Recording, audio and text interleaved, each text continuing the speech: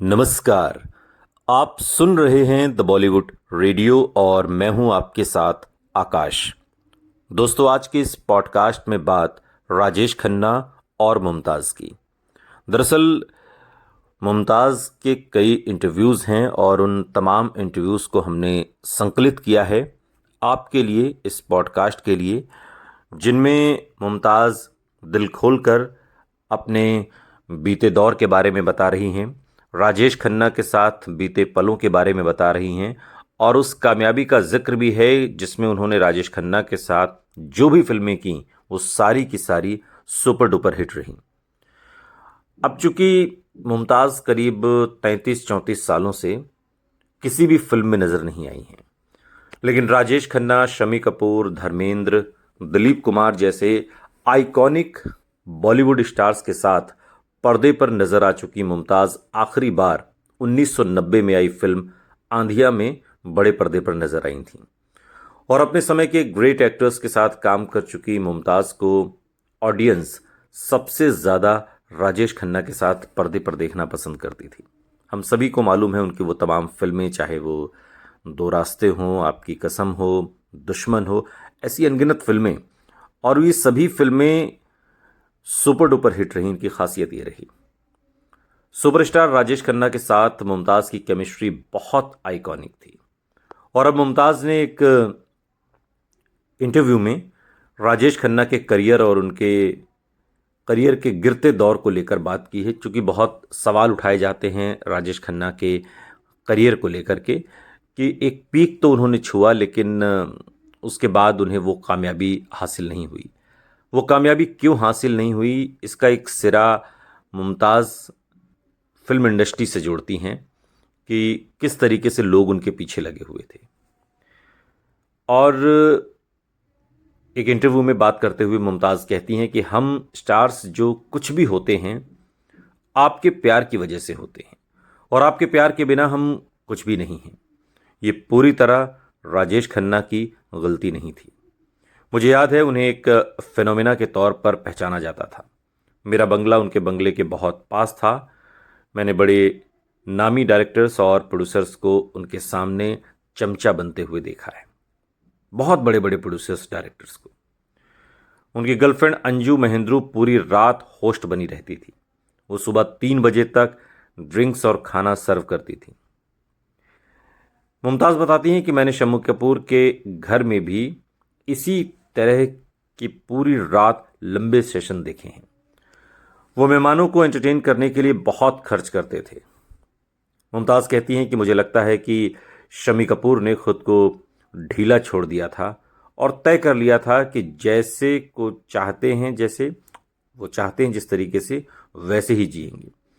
लेकिन उनको इस बात का क्रेडिट मिलना चाहिए कि वो सेट पर आते थे तो बहुत मेहनत करते थे। राजेश खन्ना के लिए भी यही बात कही जा सकती है। आपको बता दें कि मुमताज़ ने एक वक्त शम्मी कपूर को डेट भी किया था और उन्होंने, हालांकि शम्मी कपूर ने शादी का प्रस्ताव दिया था लेकिन वो उन्होंने ठुकरा दिया, क्योंकि कपूर फैमिली में कोई भी हीरोइन शादी के बाद फिर काम नहीं करती है। लेकिन चूंकि जो डायरेक्टर्स की चमचागिरी की बात मुमताज़ ने कही कि राजेश खन्ना के घर पर किस तरीके से डायरेक्टर्स बिछे रहते थे, और हालांकि वो आज के दौर से तुलना भी करती हैं, और डायरेक्टर्स की इस चमचागिरी की आलोचना करते हुए मुमताज़ कहती हैं, और हीरा मंडी के जो डायरेक्टर हैं संजय लीला भंसाली, उनकी तारीफ करती हैं कि वो सभी से एक ज़रूरी दूरी बनाकर रखते हैं। वो अपना काम करते हैं और अपने एक्टर्स को सम्मान से ट्रीट करते हैं और घर चले जाते हैं। आप एक्टर्स को पेमेंट करते हैं तो आपको उनकी चमचागिरी करने की ज़रूरत नहीं है। और इस तरीके से राजेश खन्ना को के उस दौर को और आज के इस दौर को वो बयां करती हुई नजर आती हैं। लेकिन मुमताज़ से इस इंटरव्यू में ये भी पूछा गया कि क्या वो जल्द ही किसी फिल्म में नजर आ सकती हैं या कहीं किसी सीरीज़ में। आजकल तो सीरीज़ का ज़माना है। मुमताज़ कहती हैं कि मेरे लिए कहानी लिखने के लिए बड़ी रकम ऑफर हुई है। अगर ऐसा होगा तो मैं करूँगी और रेडी हो जाऊँगी। मैं एक्टिंग में कमबैक कर भी लूँ, लेकिन कुछ ऐसा होना चाहिए जो मेरे लायक हो। मैं वो फिल्में देखती हूँ जो आजकल बन रही हैं, उनमें मेरे लिए कुछ नहीं है। मैं माँ या भाभी के रोल क्यों करूँगी? मैंने हमेशा वही किया है जो मुझे जीवन में करना था। 60 और 70 के दशक में एक्ट्रेस मुमताज़ का जलवा ही अलग था। उनकी बेस्ट जोड़ी सुपरस्टार राजेश खन्ना के साथ बनी और अब एक्ट्रेस ने राजेश खन्ना संग अपने रियल लाइफ बॉन्ड पर जब खुलकर बात की तो उन्होंने बताया कि जब वो दूसरे एक्ट्रेस के संग काम करती थीं तो राजेश खन्ना उनसे बहुत नाराज़ हो जाते थे। और इस इंटरव्यू के दौरान मुमताज़ ने यह भी कहा कि वो नाराज़ हो जाते थे अगर मैं दूसरे हीरो मसलन धर्मजी या देव साहब के साथ फिल्म में अगर साइन कर लूं तो इस पर काका बहुत नाराज़ होते थे। लेकिन वो खुद दूसरी हीरोइनों संग काम करते थे और मैंने कभी मुंह नहीं बनाया। उन्हें लगता था कि वो मेरे मालिक हैं, लेकिन कोई बात नहीं, इसका मतलब था कि वो मेरी बहुत ज़्यादा परवाह करते थे। हमारी बहुत अच्छी बॉन्डिंग थी, हम बहुत अच्छे दोस्त थे। साथ ही साथ मुमताज़ इस इंटरव्यू में कहती हैं कि उनकी तुलना अक्सर एक्ट्रेस शर्मिला टैगोर से होती है और पहले भी हुआ करती थी, लेकिन दोनों के बीच कोई अनबन नहीं थी। शर्मिला के बारे में बात करते हुए मुमताज़ सालों बाद कहती हैं कि मैं उनकी बहुत इज्जत करती थी। वो मुझसे बहुत ज़्यादा पढ़ी लिखी और समझदार थीं। मैंने तो 8 साल की उम्र में काम करना शुरू कर दिया था, तो मुझे सब कुछ काम के बीच सीखने को मिला। शर्मिला टैगोर हों या कोई और हीरोइन, मुझे उनके साथ बातचीत करने का उस दौर में मौका ही नहीं मिला और ये मुझ पर भगवान की कृपा थी कि मेरी काका के साथ एक भी फिल्म फ्लॉप नहीं हुई। शर्मिला जी की तो उनके साथ कुछ फिल्में हैं जो फ्लॉप भी हैं या यूं कहिए कि वो उस पीक को नहीं छू पाई, लेकिन मुमताज़ कहती हैं कि मेरी सारी फिल्में राजेश खन्ना के साथ जितनी भी फिल्में मैंने की सब ब्लॉकबस्टर रहीं, सुपर डुपर हिट। इंटरव्यू के दौरान मुमताज़ से पूछा गया कि क्या वो जल्द ही आ, कुछ विचार कर रही हैं फिल्मों में आने के लिए। इस बात को वो बार बार टाल जाती हैं और कहती हैं कि मैं ये माँ और भाभी के रोल नहीं करूँगी, मेरे लिए कुछ होगा तो मैं ज़रूर करूँगी। राजेश खन्ना के साथ मुमताज़ की जोड़ी बंधन, सच्चा झूठा, दुश्मन, रोटी, आपकी कसम जैसी फिल्मों में नजर आई। वहीं शर्मिला टैगोर के साथ आराधना, सफ़र, अमर प्रेम, छोटी बहू, नसीब जैसी फिल्मों में राजेश खन्ना को देखा गया और दोनों के साथ राजेश खन्ना की जोड़ी खूब जमी। चूँकि 11 साल की उम्र में मुमताज़ ने एक्टिंग डेब्यू किया था और बतौर हीरोइन कई एक्टर्स संग उनकी फिल्में आईं और राजेश खन्ना के साथ तकरीबन 10 फिल्में हैं जो ब्लॉकबस्टर रहीं।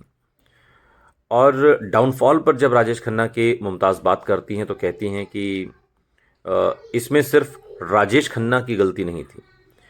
हम स्टार्स जो कुछ भी हैं सब कुछ आप लोगों के प्यार की वजह से हैं और राजेश खन्ना तो खैर अलग ही लेवल के स्टार थे और उनका स्टारडम एक अलग लेवल पर था।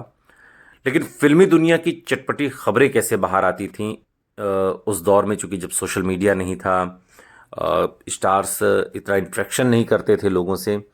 इस सवाल के जवाब में मुमताज़ कहती हैं कि ये सवाल लोगों के मन में आज के दौर के लिए नहीं बल्कि उस दौर के लिए है। मुमताज़ कहती हैं कि जब ना तो मोबाइल फ़ोन हुआ करते थे, ना ही सोशल मीडिया पर कोई ऐसा ज़रिया नहीं था जिससे पल भर में कोई खबर वायरल हो जाए। सिनेमा प्रेमियों के लिए ऐसी चटपटी खबरें मैगजीन्स के साथ कई अखबारों की सुर्खियां भी हुआ करती थीं।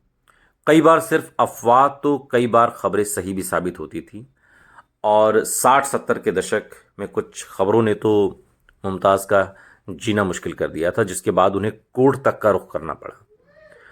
दरअसल हुआ यूं कि साल 1960 और 1970 के दशक में सबसे लोकप्रिय एक्ट्रेस में से एक मुमताज़ थी और उन्होंने राजेश खन्ना, जितेंद्र समेत कई बड़े सितारों के साथ काम किया था, जबकि उनका काम उनके लिए बोलता था, काम ही उनका था। लेकिन एक बार उन्हें लेकर एक ऐसी खबर सामने आई जिसके बाद एक्ट्रेस की जिंदगी में ही नहीं फिल्म इंडस्ट्री में भी हलचल मच गई। देवयानी चौबल एक फिल्म पत्रकार हुआ करती थीं और बड़ा दबदबा और रुतबा था उनका। 70 और 80 के दशक में हिंदी सिनेमा में उनका एक तरीके से खौफ था। देवयानी चौबल पेशे से पत्रकार थीं और सिनेमा की दुनिया में गॉसिप पत्रकारिता का वो चलन जो शुरू हुआ और आज तक चल रहा है, उसकी जनक, उसकी मदर देवयानी चौबल को माना जाता है। और उन्होंने एक बार मुमताज़ को लेकर कई किस्से और कहानियों में लिखा और सब कुछ पढ़कर वो खून के घूंट पी रही थीं। कुछ ऐसा देवयानी ने लिख दिया था। लेकिन एक बार देवयानी के एक्ट्रेस के पिता को लेकर ऐसा दावा किया कि फिर मुमताज़ गुस्से से आग बबूला हो गईं और कोर्ट पहुंच गईं। दरअसल देवयानी चौबल ने अपने कॉलम में यह दावा किया था कि मुमताज़ के पिता नहीं हैं। उन्होंने मुमताज़ पर एक कॉलम किया और उन्होंने लिखा कि मैंने मुमताज़ के बैकग्राउंड के बारे में कभी नहीं सुना है। हमने मुमताज़ की मां नाज के बारे में लगातार सुना है, लेकिन उनके पिता के बारे में कभी नहीं सुना गया। एक डॉक्यूमेंट्री निर्माता के दौरान मुमताज़ से इस बारे में पूछा गया। बीबीसी ने एक डॉक्यूमेंट्री बनाई थी और बॉम्बे सुपरस्टार, इस डॉक्यूमेंट्री में उनसे पूछा गया तो उन्होंने खुद इस किस्से का जिक्र किया। मुमताज़ ने कहा कि हाँ, मैं कई सालों से ये बर्दाश्त कर रही हूँ और मुझे लगता है कि अब बहुत ज़्यादा हो गया है। तो मैंने इसके बारे में सोचा। मैंने सोचा कि चलो कुछ करते हैं, कुछ रोमांचित करते हैं। और ये पूछे जाने पर कि क्या इस दावे से उन्हें दुख पहुंचा है, मुमताज़ इसे स्वीकार करती हैं और कहती हैं कि मैं बहुत बिखर गई थी। ये बहुत गलत है। खैर, वो सोचते हैं, ये उनका पेशा है, वो सिर्फ अपनी मैगजीन को बेचना चाहते हैं। हालांकि उन्हें अदालत में आने की ज़रूरत नहीं पड़ी, क्योंकि देवयानी जिस पत्रिका के लिए काम करती थीं उसने मुमताज़ और उनके परिवार से बाद में माफ़ी मांग ली थी। और इस पर भी मुमताज़ ने क्लियर किया। उन्होंने कहा कि पत्रिका और देवयानी ने सार्वजनिक रूप से माफ़ी मांगी, मैंने उन्हें माफ़ कर दिया। अगर कोई मेरे साथ गलत करता है तो उसे इसका एहसास होता है तो मैं माफ़ करने को तैयार हो जाती हूँ, लेकिन मैं कभी भी बकवास को बर्दाश्त नहीं करूँगी। और एक दूसरे इंटरव्यू में मुमताज़ ने बताया कि जब मेरे पिता को इस बात का पता चला तो उन्होंने मुझसे बात की और वो हैदराबाद में रहते थे। उन्होंने मुझसे वादा किया कि मैं इस बात को गलत साबित करके रहूँगा।